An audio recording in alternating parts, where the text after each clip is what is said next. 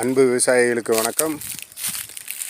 5 நாட்களுக்கு முன்னாடி இதே மாஞ்செடியில் இந்தியா க்ரோங்கிற ப்ராடக்டில் எம்ஐ வீர், எம்ஐ சித்ரா இரண்டையும் லிட்டருக்கு 2 ml கலந்து அடித்த மருந்து, இயற்கை மருந்து, அவற்றின் விளைவு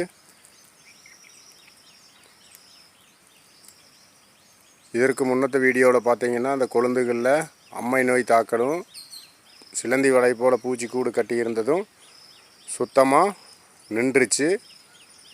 இங்கே பாருங்கள்,